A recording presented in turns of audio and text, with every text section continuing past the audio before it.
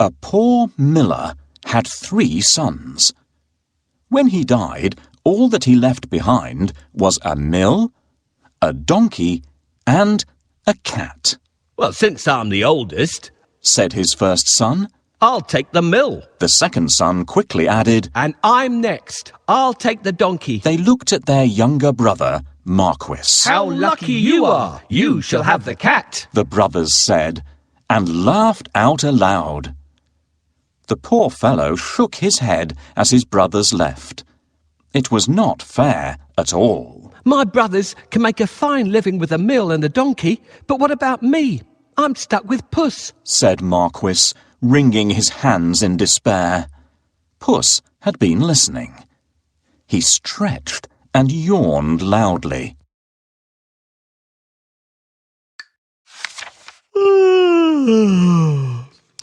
Now, you won't have to worry when I'm around. All I need is a bag and a handsome pair of boots, and I'll be able to take care of us both." "Sure you will," thought Marquis. But to be fair, he had seen Puss use many tricks to catch mice and rats. If nothing else, they wouldn't go hungry. Our father left us some property in his will.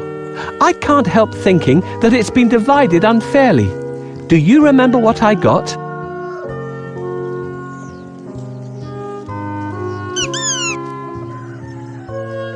My second brother got the donkey, and he's lucky because a donkey is very useful.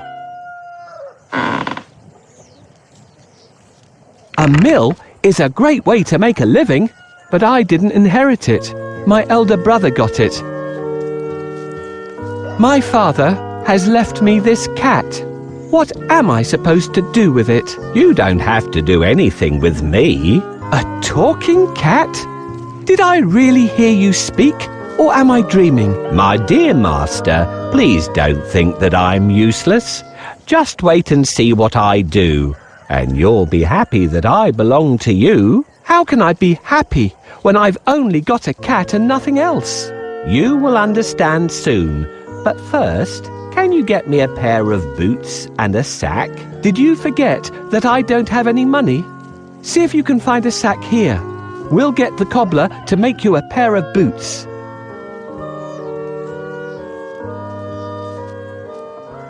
Thank you. That's exactly what I need. Now that we have the sack, let's go and get a pair of boots from the cobbler. Found a sack? You're a smart fellow. Come, we'll go and see the cobbler. I'll pay him for the boots later. Yes, this is the cobbler's workshop. I can get my boots here. This is the last pair of boots I have. Let it bring you luck. Thank you. These boots suit me perfectly. Soon the cat was given his own pair of boots and the new bag that he had asked for. The boots fitted him perfectly, and he looked very smart. Puss packed a juicy cabbage and some bran in the bag, and slung it around his neck. He polished his whiskers and set out. Puss headed straight to a spot where there were plenty of rabbits. He had a great plan in mind. Puss opened the bag wide and hid behind a tree. Soon a rabbit came hopping by. He saw the cabbage and leapt straight into the bag. Whoosh! As quick as the wind, Puss grabbed the bag and tied it closed with a piece of string. With the rabbit in his bag, Puss walked straight over to the king's palace. He bowed low and presented him with the rabbit. Your Majesty, said Puss in Boots in a royal voice. This humble gift comes from my master, Lord Marquis of Carabas. This was a fancy name that Puss had chosen for his master. What a thoughtful gift, said the king. who loved roasted rabbit. The next time, Puss managed to catch a brace of partridges and took them once again to the king. "This is wonderful. Tell your master I'm very pleased," said the king, who loved partridge stew even more. This went on for 2 months. Puss was becoming an expert at catching game, and the king was getting plumper. "First, I need a bait for the rabbit. What do you think rabbits love to eat?" "Nope, I don't think the rabbits eat fish. I'll keep it for my lunch." "This would work well for catching mice, but we need something else for a rabbit." "This is exactly what we need. No rabbit can resist the smell of a fresh cabbage. Get ready. When the rabbit comes closer, catch it."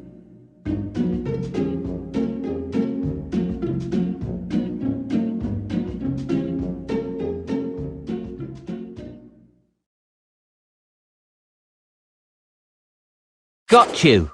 Thanks for your help. I will take this rabbit to the castle and offer it to the king." Puss knew a lot of things.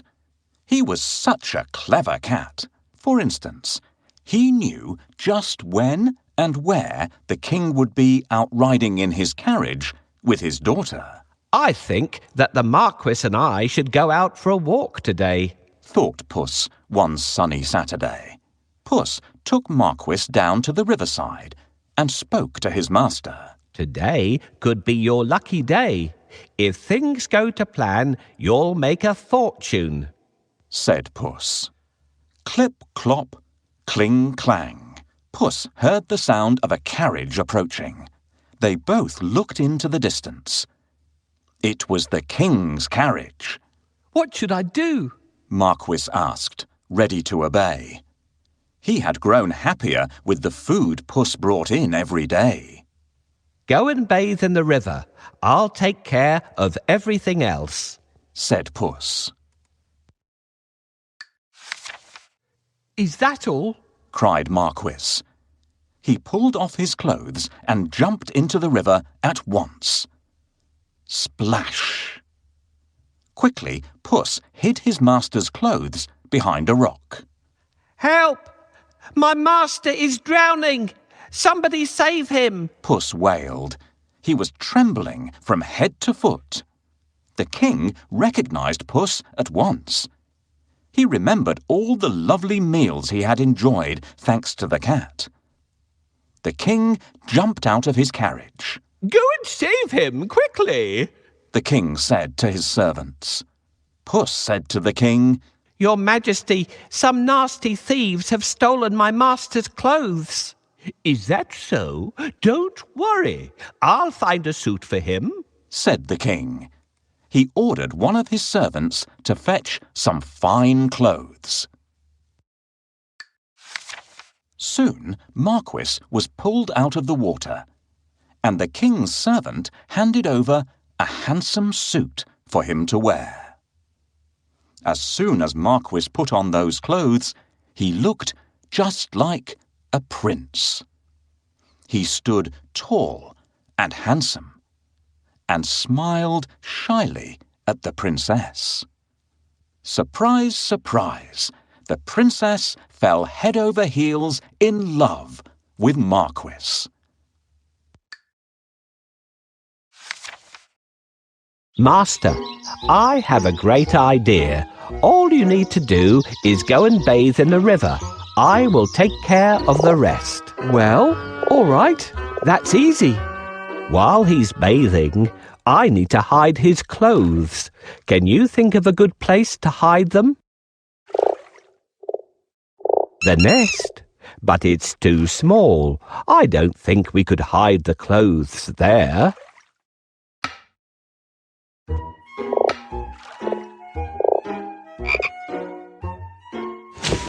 "Yes, This is a good place to hide them. The first task is done. We should wait for the king now. Can you see the coach?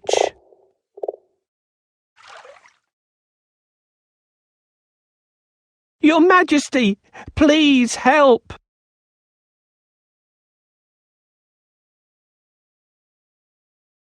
Your Majesty, please help!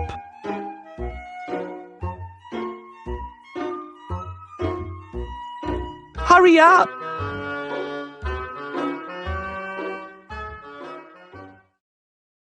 My master is drowning!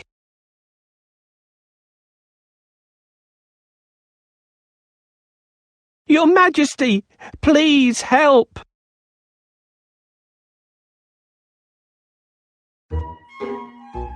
Hurry up!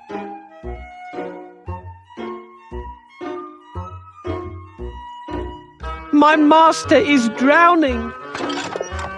Coachman, stop here! Somebody is calling for help! Help! Someone, help me! Your Majesty, I'm Puss in Boots. Do you remember me? My master decided to bathe. He went into a deep place, but unfortunately, he can't swim out of it. Ah, I remember you. It's you who brought me the presents, right? Wait, we'll save your master. Oh, thank you. Please save the Marquis of Carabas. Lackey, hurry up and pull the Marquis out of the water. I wish I could save your master, but I can't swim. I must pull him out quickly, but I need a stick. Where will I find one? No, this is not a stick either. This is exactly what I want. Thank you for your help.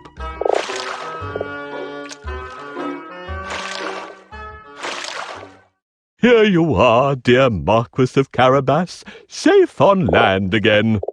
Your Majesty, while my master was swimming, his wonderful suit has been stolen.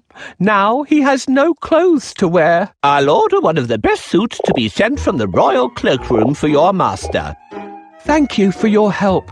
How can I pay you back? We would be delighted if you could join us on our journey. What do you say? Oh, of course. My master would be pleased to accompany you. Yes, I'd love to take up your offer and get better acquainted with you and your daughter. Then take a seat and let's go. I'm pleased to meet you, dear Marquis of Carabas. Puss grinned. Things were going just as he had planned. But he had more work to do. If you will excuse me, I'll go and make suitable arrangements to receive our king at the castle. Puss said. Marquis was puzzled because he didn't live in a castle. But he kept quiet. Puss ran ahead and met some men mowing the fields. My good fellows, stop your work and listen. The king is coming this way, and you are all in grave trouble. The only way to save yourselves is to say that these fields belong to the Lord Marquis of Carabas. Puss announced. The mowers looked at Puss in surprise. They were scared. This Lord Marquis must be very powerful, they thought. They agreed to do exactly what the cat said, to save themselves. Puss went ahead and saw some men and women reaping grain in a field. My good fellows, you can reap later, but listen to me now. The king is coming this way, and he'll make mincemeat of you unless you say that these fields belong to the Lord Marquis of Carabas, Puss announced. The reapers were very puzzled, but they definitely did not want to become mincemeat. They promised to tell the king that the fields belonged to nobody but Lord Marquis of Carabas. Puss went ahead and warned everybody to tell the king that the land belonged to Lord Marquis. The people thought that it wouldn't be right to mess with Lord Marquis. They decided to do exactly what the cat asked. But Puss had still more work to do. Huff, puff. He ran all the way until he reached a huge castle. Can you guess whose castle it was? Yes, the castle and all the lands belonged to a fierce and powerful ogre. But Puss was not scared of the ogre. He knocked at the castle door. Blim, blam. 2 guards opened the door. "I'd like to pay my respects to your mighty master," said Puss. The guards knew that the ogre loved anybody who admired him. So they let Puss in at once. Puss bowed low to the ogre. "I have heard much about your great powers. Is it really true that you can transform yourself into any animal you wish?" asked Puss. "Even a lion?" Watch me, said the ogre. Right before Puss's eyes, he transformed himself into a mighty lion. He roared so fiercely that Puss sprang up the curtains in fright.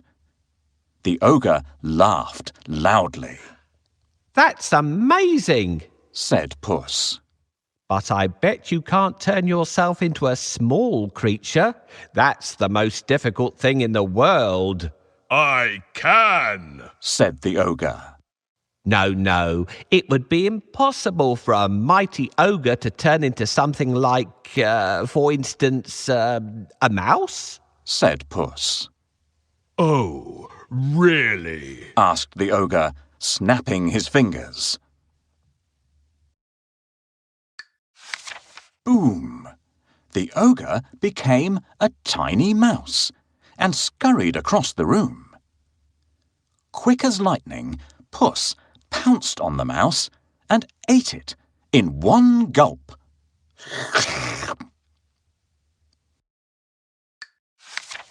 Puss licked his lips.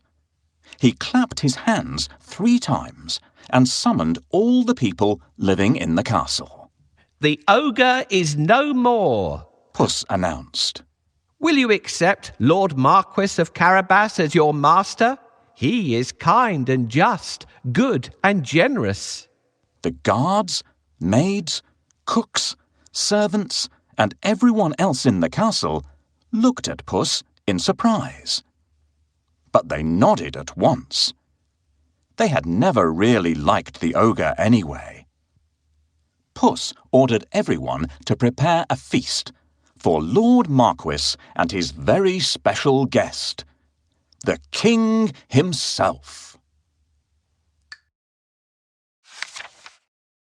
"The coach with the king, the princess, and my master will be here soon. I have to wake up the ogre right away." "I don't think we would wake him up this way.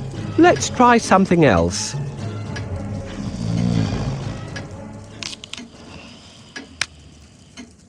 It looks like this noise isn't enough to wake him up. The ogre still sleeps soundly and has terrible ogre dreams.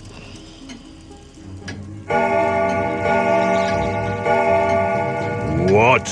Who woke me up? What are you doing here, cat? How dare you disturb me? I have heard that you are a master of magic and can turn into any animal. Is that true? That's true indeed. I can prove it if you have any doubt. I would like to see. Can you do it?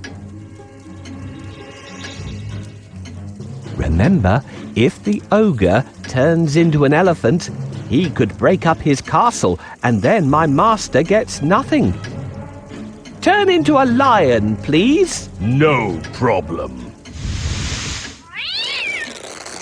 Whoa! How scary! Enough! I believe you! I really believe you now! Well, did I prove how great I am? Indeed, indeed. But if I ask you to turn into a tiny mouse, I bet you'll not be able to do it. That's so easy. Watch me. Help me catch this mouse before it turns into an ogre again.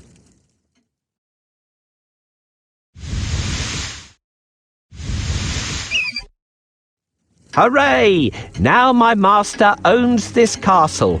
I'm smart and handsome. I'm the one and only Puss in Boots. Meanwhile, the king travelled through the countryside, speaking to the people. He was very surprised to learn that almost all the land around him belonged to the young man by his side. When the king's coach finally reached the castle, Puss ran out to welcome them. Welcome to our humble abode, Puss said to the king. The king gulped. The castle was bigger and even more stunning than his own. Puss led them straight to the huge dining hall. The table groaned with the weight of roast chicken, rabbit stew, mince pies, smoked duck, and hundreds of other dishes. The king was in seventh heaven. After eating the great feast and sipping the finest wine he had ever tasted, the king said, My dear Lord Marquis, I'd be delighted if you would marry my only daughter. Marquis smiled at the princess. I will if the princess wishes to live with me, said Marquis shyly. The princess was so happy that she wanted to dance all around the castle. She blushed in delight and nodded. They married and lived happily ever after. And so did Puss, because loyal Marquis made him a lord of the castle. Puss enjoyed great feasts every day and did not go after rats or mice any more, except now and then, when he wanted some fun.